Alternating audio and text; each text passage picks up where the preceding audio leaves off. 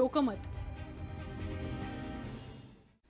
मुंबईतील सततच्या पावसामुळे अनेक रस्त्यांची खड्ड्यांमुळे चाळण झाली आहे।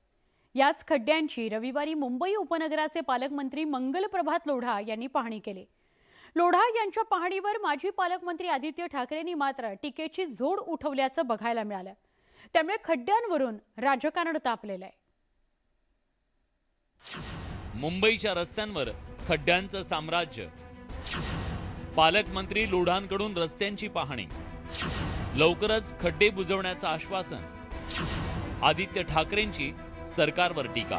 पालकमंत्री बीएमसी मध्ये कॅसा बीएमसी किंवा बीएमसी बनवण्यात व्यस्त आहेत। चांगले रस्ते हे उगाचचे खराब झाले, ते खरबडल्यासारखे आहेत। म्हणजे चांगले रस्त्यांनी खराब मुद्दामून केले का?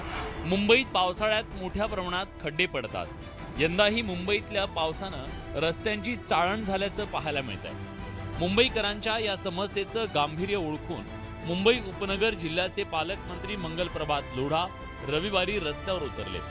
यावेळी त्यांनी विलेपार्ले ते कुर्ला पश्चिम दरम्यान रस्त्यावरच्या खड्ड्यांची पाहणी केली। यावेळी त्यांच्यासोबत मुंबई महापालिकेचे अधिकारी होते। पाऊस थांबल्यानंतर लवकरात लवकर मुंबईच्या रस्त्यावरचे सर्व खड्डे बुजवण्याचं आश्वासन लोढांनी दिलं। तसंच गोखले पुलाचं काम दिवाळीपूर्वी सुरू होईल असंही लोढा म्हणाले। फ्रीवे आहे त्यामध्ये पण अतिशय चांगला मेंटेनन्स झाला आहे, तिथे पण गड्डाची फास्ट काय प्रॉब्लेम नाही। तरी पण प्रॉब्लेम आहे हे नकारत येत नाही। आता आम्ही आज सकाळपासून ते विजिट करत आहे। आता वेलरसू साहेब एएमसी इथे आहे, ते सिनियर मोस्ट ऑफिसर आहे महानगरपालिकामध्ये, ते सांगतील। पण आपण आता असा निर्णय केला आहे की ते 2000 किलोमीटर लांब जे रस्ते आहेत त्यामध्ये पूर्वी आपण 400 किलोमीटर कॉन्क्रिटायझेशनचं काम सुरू केलं आहे। खरं तर मुंबईच्या रस्त्यावरच्या खड्ड्यांनी वाहन तारकांची चांगलीच तारांबळ होतीये।